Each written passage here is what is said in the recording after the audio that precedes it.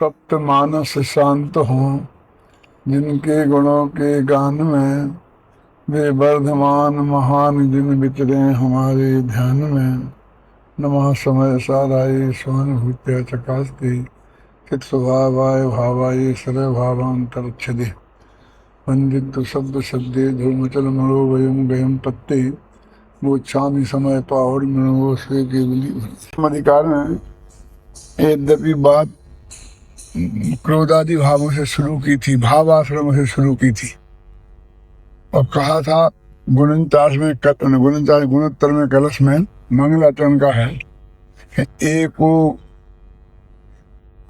एको आत्मा महम करता कर्म को उपादयोमि। एक आत्मा में करता हूँ और क्रोधादि भाव मेरे कर्म। इत्यज्ञानाम समतमवता करते कर्म प्रवृत्ति। अज्ञानियों में अनादिकाल की ऐसी कर्म प्रवृत्ति है कि मैं हूं करता और क्रोधादि कर्म है मेरे कर्म।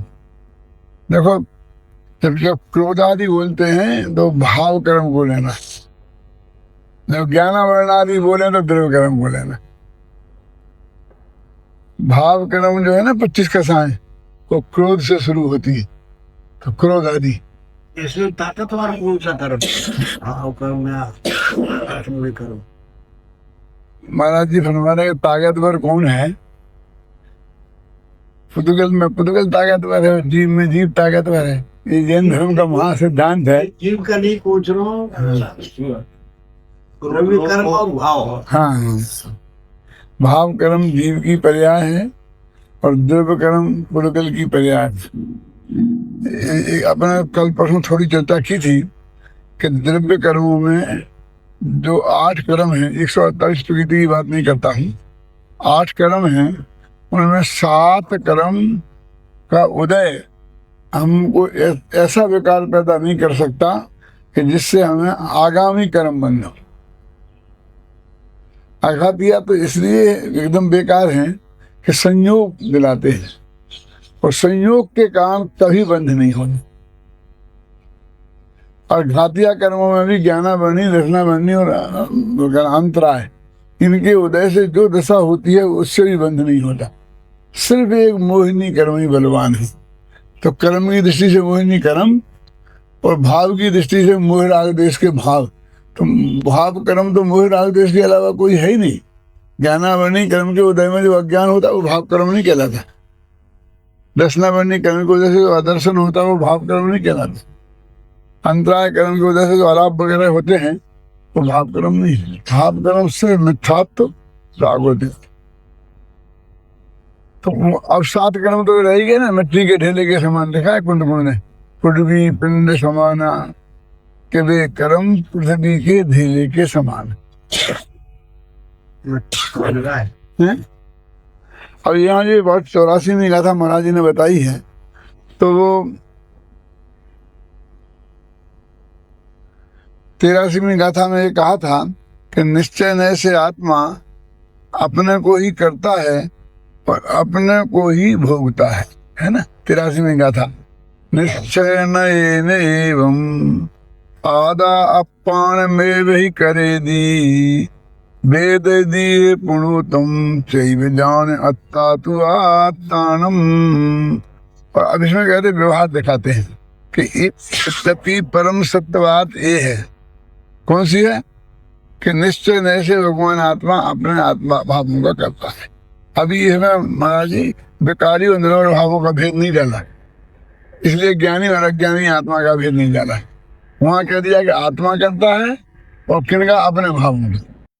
तो ज्ञानादि विकारी भाव है, रागादि विकारी भाव है, दोनों का करता है। एक का ज्ञानी, एक का अज्ञानी है। तो ये कहते हैं दुनिया में व्यवहार तो हमें कहते कर्मों का करता है, ज्ञानावरणादि कर्मों का करता है, और मोह राग देश शरीर आदि 9 कर्मों का करता है।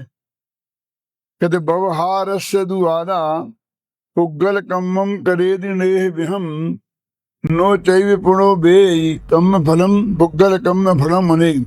व्यवहार नय से है आत्मा अनेक प्रकार के पुद्गल कर्मों को करता है और अनेक प्रकार के पुद्गल कर्मों को भेजता। कल मैंने एक बात कही थी, तो इसमें जो 83 गाथा में भावी भावुक भाव और उत्तरंग निस्तरंग का भी कोई थोड़ा सा हाँ हाँ प्रैक्टिकल रूप में 83 गाथा बोले। भावी भावक भावा भावक और फिर उत्तरंग निस्तरंग।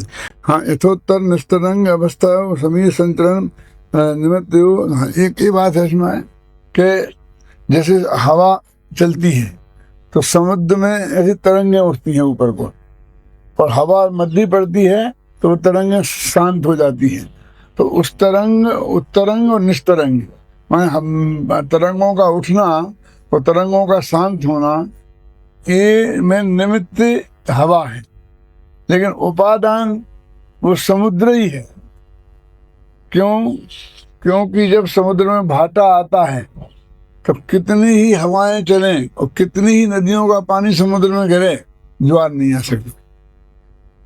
और जब ज्वार आता है तो कितना ही ऊपर से सूरज की गर्मी पड़े और आप रोकें तो उस पानी को रोक नहीं सकते। तो हवा से यदि तरंगें उठती होती और हवा के ऐसे बंद होती तो ज्वार के काल में कम हवा में भी वो इतनी तेज तरंगें कैसे होती, और भाटे के काल में ऐसी क्यों होती है? फिर भी ये जो तरंगों का और हवा का चलना और नहीं चलना, इनका सहज ही निमित्त नैमित्तिक संबंध है। जब जब तरंगें उठेंगी तब गारंटी से हवा चल रही होगी, जब जब हवा चल रही होगी तब तक तरंगें उठेंगी। वो छोटी छोटी वाली तरंगें जो अंदर से उठती है ना, वो उसकी बात नहीं है। तो ये कहते हैं कि एक कर्म का उदय और आत्मा में मुख्य राग देश के परिणाम, ये आत्मा के मुख्य राग देश के परिणाम हैं ये तरंग, और कर्म का जो क्रोध आदि कर्म का उदय है वो हवा है।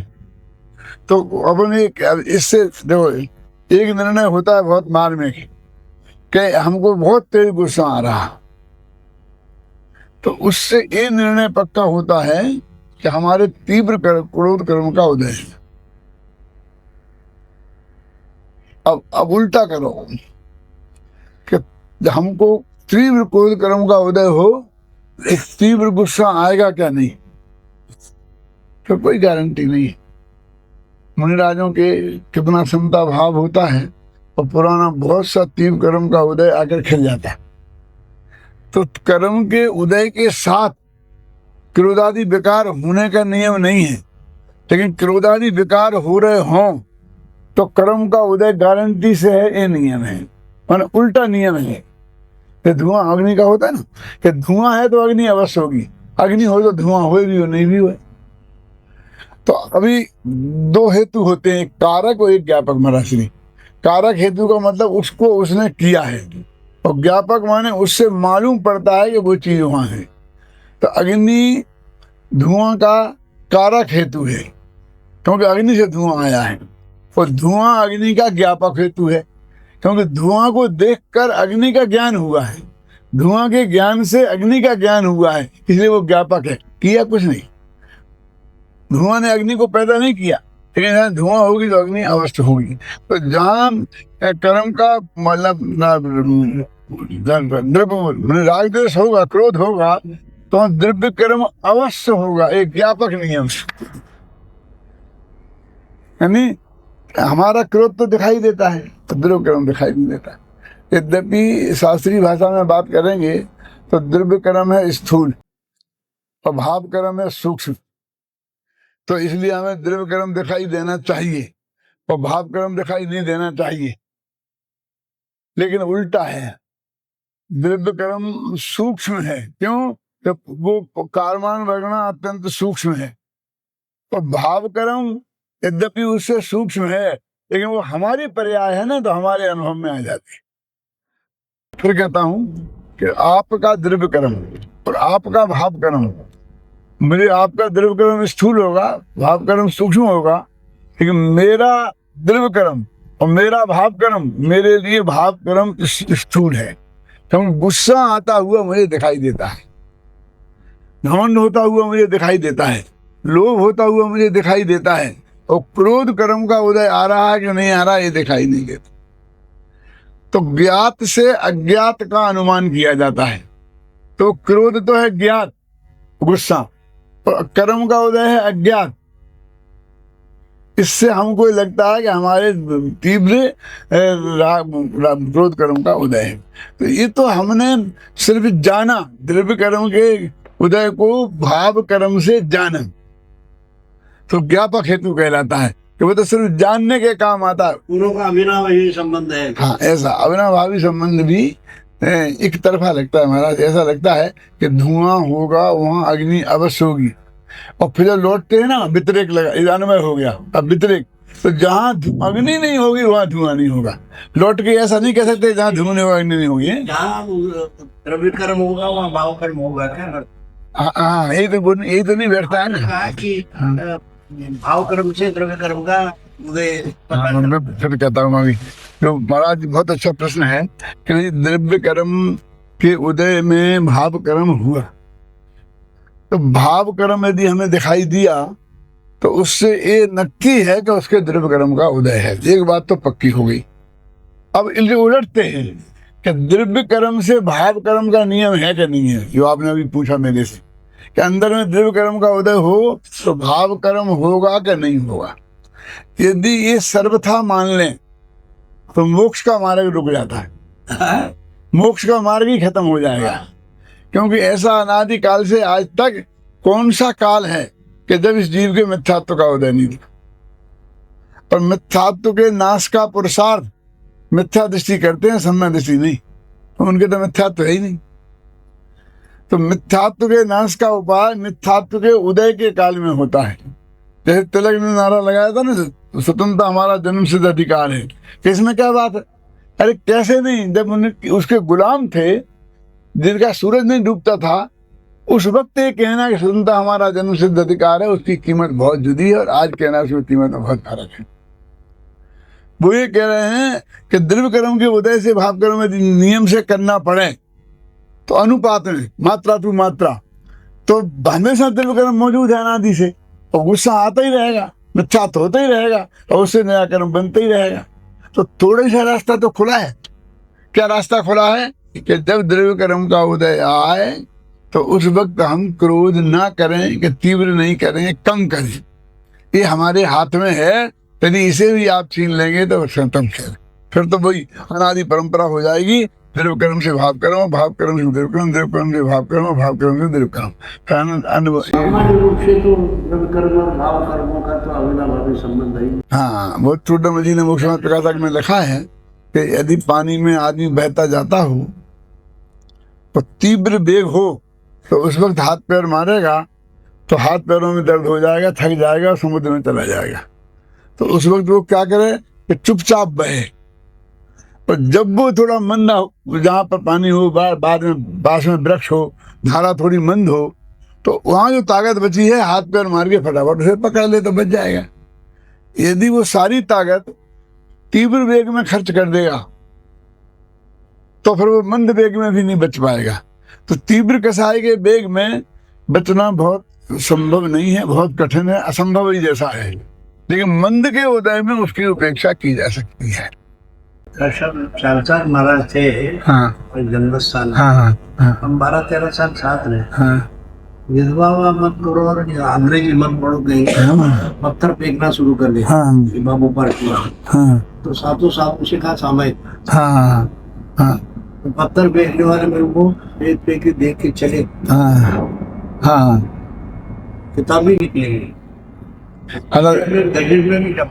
मैं पार्श्वनाथ भगवान का उदाहरण देता हूँ। बहुत मान में सबको पता है कि पार्श्वनाथ भगवान पर उपसर्ग हुआ, कमठ ने किया। अब मेरा एक टेढ़ा प्रश्न है कि उपसर्ग पुण्य के उदय से होता है कि पाप के उदय से? घबराना नहीं, मतलब सोचना आप गंभीरता से। कोई पुण्य के उदय से तो उपसर्ग होता नहीं, धर्म से तो उपसर्ग होता नहीं। कोई पुराना कोई पाप कर्म का उदय आया उनका, और उसी से वो उपसर्ग हुआ। जितना तीव्र उदय आया मतलब उसी अनुपात में उपसर्ग में भी तीव्रता रही। तो बाहरी निमित्त तो कौन है? वो जो कमठ है, गालियां दे रहा है, पत्थर बरसा रहा है, तो वो निमित्त मौजूद है। अब उस निमित्त में पारसनाथ को गुस्सा करना अनिवार्य होता, तब वे भी पूर्ण वितरागी तो हुए नहीं। क्रोध कसाय तो उनकी थी उस वक्त, संतुलन क्रोधी सही। और दूसरे मुनि राजाओं को गुस्सा आ भी जाता है, तो यदि वो रास्ता उसके अनुसार ही उनको काम करना पड़ता होता तो फिर भगवान पार्श्वनाथ को केवल ज्ञान नहीं होता। और एक बात कही, पर ये बहिरंग निमित्त है। कौन? गालियां देना, अवसर करना। तो वो जो कर्म का उदय है वो अंतरंग निमित्त है। तो एक निमित्त के उदय को हम टाल सकते हैं, तो दूसरे उदय के निमित्त को क्यों नहीं टाल सकते? मतलब सामने वाला गालियां बकता रहे और हम अभी मतलब अनंतानंदी के नहीं तो अप्रता खाना बन के क्रोधी हैं, और हम शांत बैठे रह सकते हैं कि नहीं रह सकते हैं? तो हमारा कर्म का उदय भी जोर मारता रहे और हम शांति में रहें। अकाम निद्रा कैसे होगी? अकाम निद्रा कहते ही उसे हैं कि अंदर से हमारी प्रतिकूलता आवे और हम जानते हैं कि कुछ नहीं हो सकता है, तो मन कैसा ऐसे उसको समय को पास कर देना, निकाल देना। तो अकाम निद्रा होती कि नहीं होती? तो यदि उस क्रोधादिक को, कसायों को अपने बस की बात बिल्कुल नहीं होती तो फिर हम दुष्चक्र में फंस जाएंगे। इतना ही सा रास्ता तो खुला है मोक्ष मार्ग का कि जब कर्म का उदय आए और हम बेकार नहीं करें तो फिर नया कर्म नहीं बने, वो दुष्चक्र टूट जाए।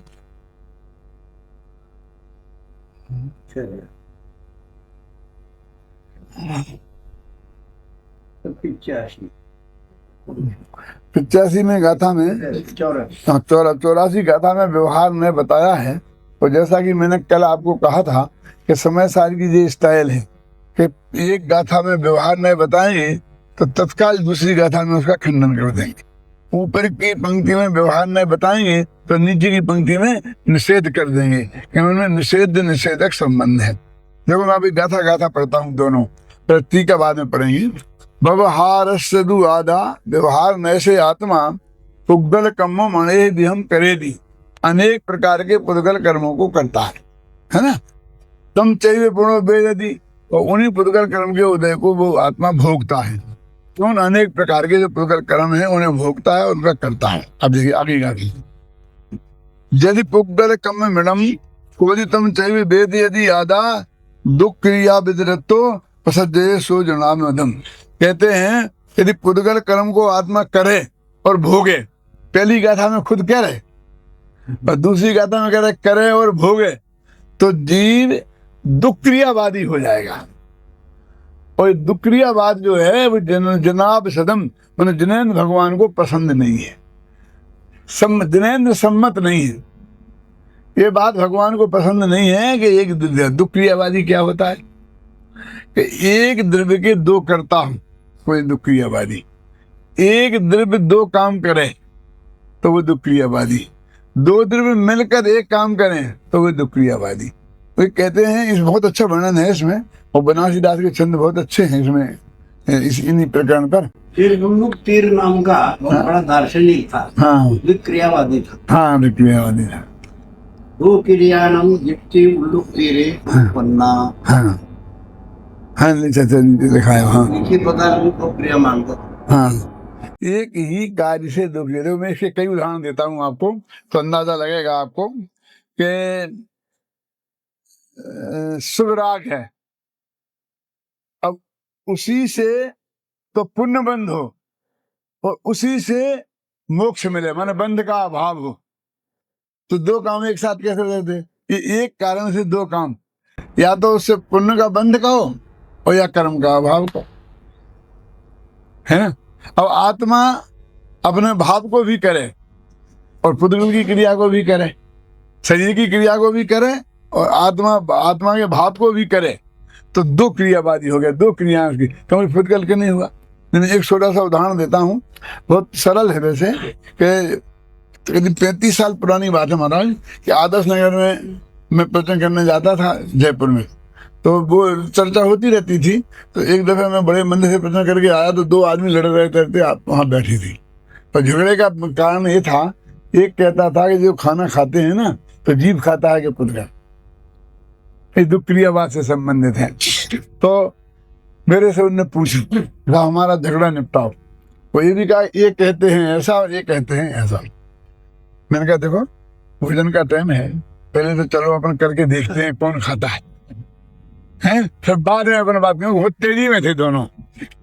फिर बैठ के हमने चर्चा की, तो मैंने कहा उससे कि देखो भैया, ये तो न जीव खाता है और न पुतगल खाता है। तो एकदम गुस्से में बोला कि इतना अनाज चला कहाँ जाता है? ये इतना अनाज है, लाखों बोरी अनाज, यदि कोई न जीव पुतगल कोई नहीं खाता है तो चला कहाँ जाता है? तो मैंने कहा ये बात तुम जगजीवन राम से पूछो। उस वक्त खाद्य मंत्री जगजीवन राम थे। तो क्या करें आप? मैं कहा तुम्हारी समस्या वो अनाज कहाँ चला जाता ये है कि आत्मा क्या करता है, ये है। तुम्हें क्या निर्णय करना है? तुम आत्मा की बात जानना चाहते हो कि आत्मा क्या करता है और क्या नहीं करता है, कि अनाज कहाँ चला जाता है ये जानना चाहते हो। ये समस्या हमारी नहीं है। तुम्हारा अगला प्रश्न ये क्यों नहीं हुआ कि यदि आत्मा खाता नहीं है तो क्या करता है? ख्याल है ना? जो आत्मार्थी होता है उसको अगला प्रश्न आत्मा संबंधी होता है ना? और जो भोजनार्थी है उसे अगला प्रश्न भोजन संबंधी होता है। पत्नियां दो प्रकार की होती हैं, एक पति की पत्नी और एक भोजन की पत्नी। क्या बात कर रहे भोजन की पत्नी? कि जब पति शाम को घर आया, उन्हें जल्दी खाना खाने बैठो, रात हो रही है कि नहीं आज भूख नहीं, तो एकदम वो कहती है भूख नहीं है, कहाँ खा के आए? कि नहीं कहीं कुछ नहीं खाया है लेकिन भूख ही नहीं है। तो तबीयत तो ठीक है ना, कुछ गड़बड़ तो नहीं है, बैठो बैठो लेट जाओ दवाई दूं। तो वो पति की पत्नी है। दूसरी पत्नी कहती है कि चलो फोन क्यों नहीं कर दिया, मैंने सब खाना बना लिया है, अरे खाने का क्या होगा, खाओ बैठ जाओ। वो मैं कह रहा हूँ खाने की पत्नी, उसे खाने की चिंता हुई, पति की चिंता नहीं हुई। यदि पति ने भोजन करने से मना किया तो पति के बारे में चिंता नहीं हुई, खाए के बारे में चिंता हुई, खाने के बारे में। तो इस देश में खाना कोई समस्या है? लाखों लोग जो भूखे सोते हों, वहाँ खाने का क्या होगा? गाय है, भैंस है, कुत्ता है, बिल्ली है, क्यों? तो ऐसे ही हम आत्मार्थी हैं कि भोजनार्थी हैं, ये नक्की कर लें। तो हम कहते हैं हमारे यहाँ 1000 आदमी आएगा, शिविर है, ऐसा सुबह से क्लासें चलेंगी तो आप सब लोग पधारना। तो उन लोग एक प्रश्न है साहब, बोलो और भोजन? अरे भाई जयपुर के लोग भी खाना खाते हैं और आपको बुला रहे हैं तो आपको भी खाना खिलाएंगे, लेकिन तुम्हारा प्रश्न भोजन के बारे में क्यों हुआ? तुम्हारा प्रश्न कौन कौन सा विषय चलेगा, समय साल चलेगा कि मोक्ष मार्ग प्रकाशक चलेगा, कौन पढ़ाएंगे, ये प्रश्न क्यों नहीं हुआ? तुम विद्यार्थी हो कि भोजनार्थी? काम तो दोनों होंगे, भोजन की व्यवस्था भी होगी और पढ़ाई भी होगी, लेकिन तुम्हारी दृष्टि कहाँ केंद्रित है? तो मैंने कहा भोजन की समस्या है तुम्हारी कि अनाज कहाँ जाता है, कि आत्मा क्या करता है, ये समस्या है। हम तो आत्मा है। तो मैंने कहा देखो, वो जो भोजन तो पेट में जाता है, पुद्गल शरीर में, और आत्मा भोजन करने का भाव करता है, तो उस भाव का कर्ता आत्मा है। अब क्रिया दो हैं, एक पुद्गल की और एक राग की। तो दो कर्ता है, पुद्गल की क्रिया का कर्ता पुद्गल है और राग की क्रिया का कर्ता अज्ञानी आत्मा है। अब देखिए डॉक्टर साहब, हम एक प्रश्न करते हैं, हाँ यदि शरीर खाता है तो मुर्दा खाता नहीं, हाँ हाँ आत्मा खाता है तो सिद्ध भगवान हाँ खाते नहीं। हाँ दोनों खाते हैं तो अनंत खाते नहीं खाता। हाँ बोलो कहाँ जाता कहाँ है? महाराज ने बहुत अच्छा प्रश्न किया ना। यदि मुर्दा खाता है तो मुर्दा खाना चाहिए, अकेला शरीर खाता है तो अकेला आत्मा खाता है तो सिद्ध भगवान को खाना चाहिए, और यदि दोनों मिलकर खाते हैं तो अनंत भगवान को खाना चाहिए, क्योंकि दोनों मौजूद हैं। और अपने यहाँ कबला हार है नहीं। तो असलियत में इसमें चक्कर क्या हुआ? वो दुख क्रियावाद का चक्कर है। ये दुख क्रियावाद है ना, क्योंकि वहाँ क्रियाएं तो दो हैं भोजन करने में, और हमने मान ली एक। कौन कौन सी हैं दो क्रियाएं? कि एक तो थाली का माल इधर पेट में जाना, क्षेत्र से क्षेत्रांतर, और एक है कि आत्मा में उसे खाने का राग होना। अब दो क्रियाओं का हमने एक नाम दे दिया तो हिसाब किताब नहीं बैठता है। अब हम अलग अलग नाम दें तो कहेंगे कि ये जो पुद्गल है यहाँ से यहाँ जाने का, इसका कर्ता तो पुद्गल है, हमारी जिम्मेवारी नहीं है, और जो हमारे राग हुआ उसके कर्ता आत्मा है। अनाहार कितनी देर रहता है डॉक्टर साहब? 2-3 समय। हाँ फिर कैसे देर बताओ महाराज? वो जो आहार है वो कबला आहार का निषेध है। उस वक्त कर्मों का आहार तो वहां भी होता है, माने जो ज्ञान वर्णादि कर्म बनते हैं ना, ये सब चालू रहते हैं। अनाहार किसके लिए काम? हाँ, उन्हीं में एक और दो तीन अनाहार का, एक से लेकर दो तीन समय जो है ना विग्रह गति में, एक शरीर को छोड़कर दूसरे शरीर में जाता है। सिद्ध जाए तो अवग्रह सीधा एक समय में, बाकी संसार में जाए तो दो समय में, तीन समय में, तो उन समयों में वो अनाहारक रहता है। तो कौन सा आहार? हाँ, कबला हाथ नहीं होता, सिर्फ इतना अर्थ है।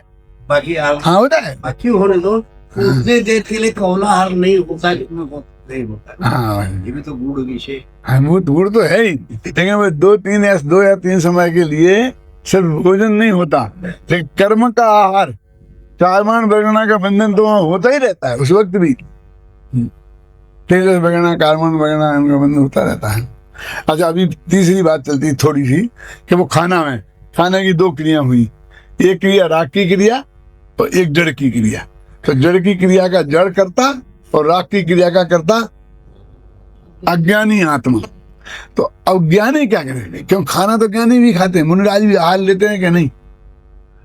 तो वे ना तो खाने की राग की क्रिया के करता है और न भोजन की क्रिया के करता है। तो वे क्या करते हैं? तो उन्होंने कहा कि जो उनके दिल में राग होता है, उस राग को और जो भोजन की क्रिया होती है, वे उन दोनों को जानते हैं। तो वे ज्ञान क्रिया के करता है। तो तीन क्रिया होगी, ज्ञान क्रिया, राग क्रिया और जड़ की क्रिया, है ना। तो राग की क्रिया का करता ज्ञानी आत्मा, ज्ञान की क्रिया का करता ज्ञानी आत्मा और जड़ की क्रिया का करता जड़। बनारसीदास को दोहा, ज्ञान भाव ज्ञानी करे, अज्ञानी अज्ञान, तो द्रव्य कर्म पुद्गल करे, यो निश्चय परवान। ये निश्चय का कथन है। अब व्यवहार नहीं तो दुख क्रियावादी है। इसने कह दिया ना, आत्मा जो है ज्ञान वर्णादि कर्मों को करता है और भोगता है। पिछली कहा था 84 में, 5वें में उसका खंडन कर रहे हैं। यही निषेधक संबंध है शरीर में। पहले वो है प्रतिपादन, तो उसने किया प्रतिपादन, तो अगली गाथा में निश्चय ने उसका निषेध कर दिया। तो जो लोग ये कहते हैं कि समय सार में निश्चय की बात है, व्यवहार की नहीं, वो बात सही नहीं है। तो ऐसी बात है कि कोई ये कहे कि रामायण में राम की बात है, रावण की नहीं। लेकिन मैं आपसे बोलता हूं कि मैंने रामायण पढ़ी है। 700 पेज के पद्म पुराण में 400 पेज रावण की चर्चा है और राम का नाम तक नहीं आता है। पढ़ लेना शुरू से। क्यों? कि राम के पिता दशरथ और सीता के पिता जनक, ये रावण के अंतर्गत राजा थे। माने ये रावण उन दोनों से भी उम्र में बड़ा था, दशरथ और जनक से। आप देखो पढ़ के, तो ये राम का जन्म नहीं हुआ। जब जन्म होने की बात आई थी तो उसने ऑर्डर दिया था इन्हें मरवा देना, क्योंकि इनके निमित्त से मेरा वो होगा। तो अब उसको राजा होगा ना, सम्राट। जब उसने आज्ञा दी विभीषण को कि तुम दोनों को मरवा दो, तो आप समझ लो कि जब वो इनका जन्म होने वाला था तब वो कितना बड़ा होगा, सम्राट, 3 खंड का मालिक था, है ना। तो अपनी बात क्या चल रही थी कि उसमें वर्णन रावण का ज्यादा है, और राम तो बाद में आते हैं। तो बोलो उसका नाम रामायण क्यों रखा, रामायण क्यों नहीं? सुनो, तो उसका कारण है कि अंत में राम की जीत बताई ना, इसलिए वो रामायण है। जैसे कि अपन एक पहलवान के बहुत गीत गाएं, ख्याल में है ना, ऐसा पहलवान है, ऐसा है, ऐसा है, और अंत में कहें फला पहलवान ने उसके 4 खाने चित्त कर दिया, तो वो सारी प्रशंसा जिसने चित्त किया उस पहलवान के खाते में जमा हो जाएगी। तो रावण के जितने गीत गाए, ऐसे रावण को लक्ष्मण या राम ने मारा, तो सारी प्रशंसा ट्रांसफर हो गए राम के खाते में जमा हो गई। अकेला राज्य ही नहीं हुआ 3 खंड का, बल्कि वो प्रशंसा भी, समझे ना। तो इस तरीके से वो रावण का भी वर्णन है और राम का। तो समय सार में व्यवहार का वर्णन भी है और निश्चय का। मैं ये नहीं कहना चाहता हूँ कि व्यवहार रावण है और निश्चय राम है, तो दोनों न्यायों का वर्णन है। इतनी सी बात है, ख्याल में है ना। तो जो कोई भी कहानी होती है, उस कहानी में एक नायक होता है, एक खलनायक होता है, खूब धमाधम होती है, और अंत में नायक खलनायक को खत्म कर देता है। और भारतीय कहानी सुखांत होती है। आप जानते हैं ये ट्रेजेडी आई है जो हिंदुस्तान में, ये तो विदेश से आई है। हिंदुस्तान में तो नियम था काव्य शास्त्र का, तो कोई ट्रेजेडी नहीं लिखेगा, सब काम वही कॉमेडी होगी, मतलब अंत में सुखांत होना चाहिए। महाकाव्य, उपन्यास, कहाँ जो भी हो, सुखांत होना चाहिए। एक मिनट में बहुत मार्मिक बात बता रहा हूँ मैं आपको सुखांत के मामले में। तो सुखांत क्या है? एक था लड़का, एक दो थी लड़कियां, खूब जमाना झगड़ा हुआ, ये हुआ वे हुआ, और अंत में वो लड़का लड़की जिनको प्रेम करते मिल गए, बस सुखांत हो गए। ये सुखांत है कि भोगांत? तो कहानी खत्म वहां हो गई, तो सुखांत नहीं है। यदि सुखांत होना भारतीय संस्कृति है तो असली जैन कहानियां ही सुखांत है, क्योंकि तब तक उस कहानी का हम अंत नहीं करते हैं जब तक वो मोक्ष में ना पहुंच जाए। चलो 10 भव, 20 भव, 50 भव, मारिस से लेकर महावीर तक घुमाते रहे, ये खत्म करो ना कहानी। क्या अभी नहीं, कब रही है अनंत अनंत काल यथा तथा सिर्फ, अब कहानी खत्म होगी बस। तो मोक्ष में जो कहानी खत्म हो वही वास्तव में सुखांत है, बाकी कहानियां तो भोगांत हैं।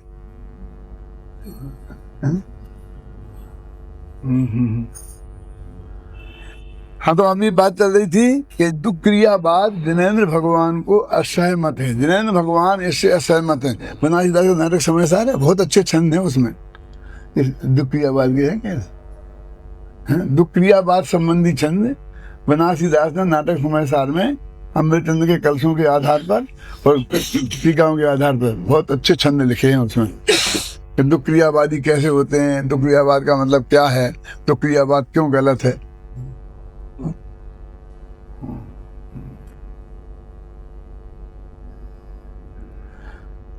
टीका पढ़ूं महाराज?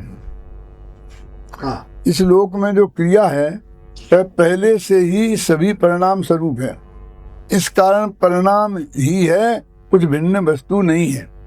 और परिणाम तथा परिणामी दोनों अभिन्न वस्तु हैं, भिन्न भिन्न वस्तु नहीं, इसलिए परिणाम परिणामी से पृथक नहीं है। इससे यह सिद्ध हुआ कि जो कुछ किया वह क्रियावान द्रव्य से पृथक नहीं है। इस प्रकार क्रिया का और क्रियावान की अभिन्नता है।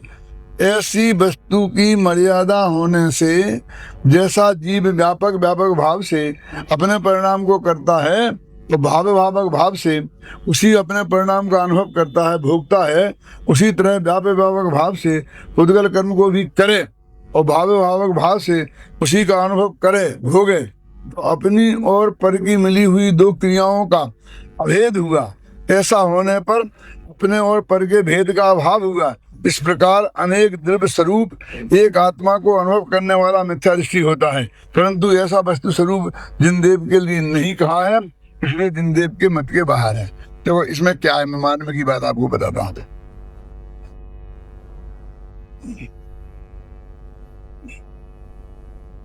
परिणाम, परिणामी और परिणमन तीन चीजें हैं। जैसे या परिणमति सकर्ता वो परिणामी, या परिणमति सकर्ता, या परिणामा भवे तब कर्म है। कर्म कर्मन घना वर्णादि नहीं करता, कर्म वाला कर्म। वो जो परिणति, वो जो क्रिया हुई वो परिणति। तो इसमें ये लिखा है कि ये तीनों नियम से अभिन्न होती है।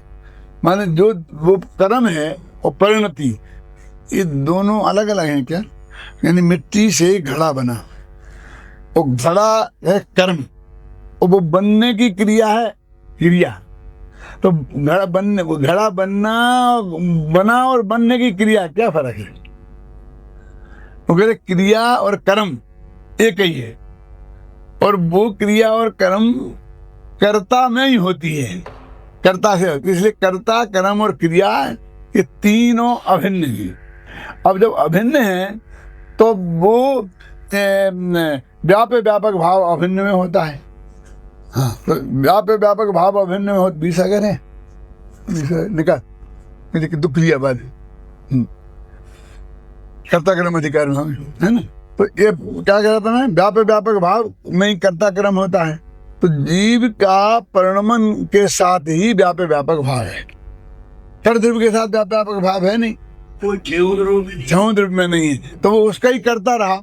अब हमें ये माने कि हमने ज्ञान वर्णादि कर्म भी किए और हमने मोह राग द्वेष कर्म भी किए, तो ज्ञान वर्णादि कर्म का व्यापक भाव तो संबंध पुद्गल कार्मान वगैरह के साथ है, हमारा उसमें साथ है नहीं। तो हमने क्या किया कि हम पुद्गल कर्म हैं ऐसा मान लिया, क्योंकि हमने उसको का कर्ता बने तो उसके व्यापक के साथ में हमारा संबंध हो गया तो हम जड़ हो गए। तो ऐसी गाथा है कि यदि तू कर्म का कर्ता जब बन सकता है जब तू जड़ बनने को तैयार हो। तो तू कहता मैंने कर्म किया, इसका मतलब तू जड़ है। स्वामी जी ऐसा कहते थे कि भैंस का पति तो पाड़ा होता है, हैं? तू भैंस का मालिक बनना चाहता है तो तुझे पाड़ा बनना होगा। यदि तू जड़ का कर्ता बनना चाहता है तो तुझे को जड़ बनना होगा, और जड़ बनना तो कोई पसंद करता नहीं। और फिर भी बात है कि चेतन मिटना होगा, क्योंकि दो काम एक साथ हो नहीं सकते। ये ऐसी बात है कि एक आज ऑफिस खोला किसी ने, हम दिल्ली में हमें ऑफिस खोलना है एक कंपनी ने, तो उन्होंने कहा ऑफिस खोलने के लिए कम से कम 3 चीजें चाहिए। कौन कौन? एक ऑफिसर, एक क्लर्क और एक चपरासी। उसके बिना ऑफिस नहीं होता। तो इंटरव्यू बुलाया तीनों को इंटरव्यू बुलाया, तो पहले ऑफिसर का सिलेक्शन कर लिया। अब उनसे कहा मैनेजर साहब से कि आप भी हमारे बगल में बैठो, क्योंकि क्लर्क से और चपरासी से आपको काम लेना है, तो उसके सिलेक्शन में आपकी राय महत्वपूर्ण है। तो उन्होंने कहा ठीक है, वो बैठ गया। अब वो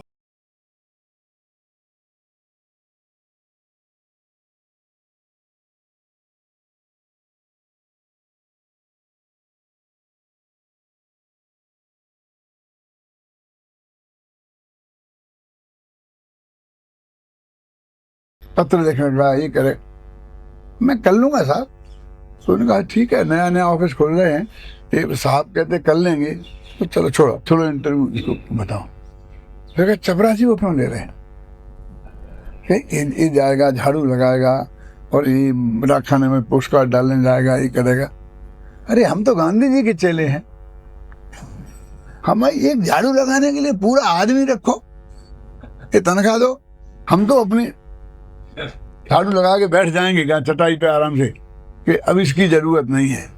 तो वो बोले हमसे बहुत बड़ी गलती हो गई।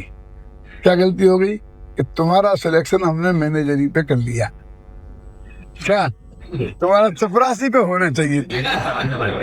अरे तुम्हें क्लर्क को चपरासी की जरूरत ही महसूस नहीं होती, ऑफिसर कैसे हो? तुम तीनों काम एक साथ करोगे, मैंने क्लर्क का भी, ऑफिसर का भी और चपरासी का भी।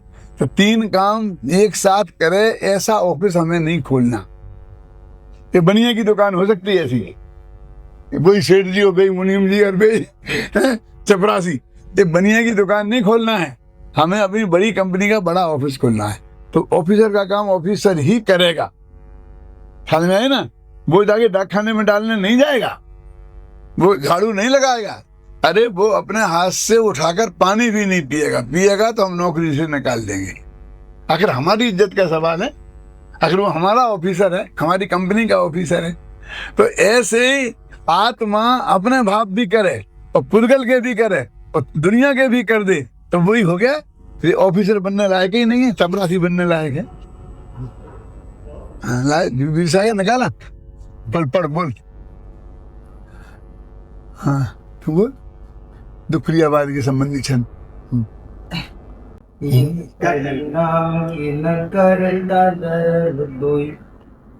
परिणाम एक धर्म न धरत है, एक कर तूती दोई कर कब न करे, दोई कर एक कर न कर तू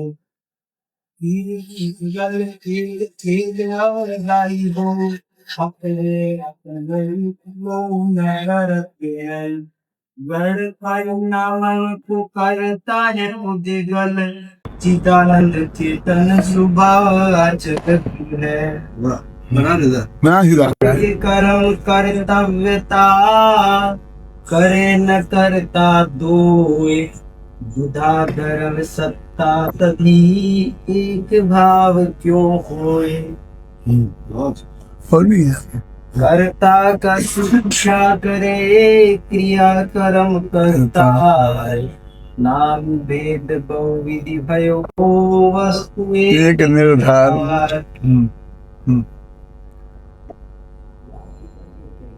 हाँ है क्या? तो काफी हाँ बोलो पढ़ो। आदीठ दुख मतलब बदल गया।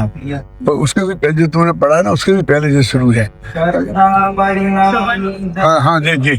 कर्ता परिणामी धर्म क्रिया रूप गुणनाम। कर्ता परिणामी गर्व कर्म परिणाम क्रिया परिजय फिर नहीं वस्तु एक त्रय नाम, एक वस्तु 3 नाम है, कर्ता कर्म और क्रिया। तो इनमें व्यापक व्यापक भाव होता है, तो उसी भाव का कर्ता वो हो सकता है। पर द्रव्य में तीनों चीजें फिर अलग हैं, तो उनका कर्ता वो होगा। यदि वो काम हम करने लग जाएं उसका, तो वो क्या करेगा? यदि वो काम हम करने लग जाएं तो वो क्या करेगा? आप सुने ना, इसलिए कहते हैं प्रत्येक द्रव्य अपने अपनी क्रिया का करता है, इसी में शांति है ना। मेरे साथ यहाँ कहा था कि नहीं कहा था, सच्ची घटना है महाराज, कि मेरी बड़ी लड़की की शादी होनी थी। मेरे पिताजी मेरे साथ रहते थे, तो कभी कोई बात चलती थी तो मेरे से पूछते थे क्या हुआ भैया। तो मैंने कहा तुम्हारे बच्चों की शादी हो गई, तुम इस चिंता को मत करो, तो अपने हम इतने योग्य हैं अपने के हम निपटा देंगे। कि तुम उपदेश देते हो, तुम 1 मिनट में ये नहीं बता सकते कि क्या हुआ। मैंने कहा इसलिए देते हैं कि यदि तुमने हमारे बच्चों की चिंता रखी तो हमें अपने बच्चों की चिंता रखनी पड़ेगी, और हम नहीं चाहते हैं कि हम बुढ़ापे तक इस झंझट में फंसे रहें। आपने अपना निपटा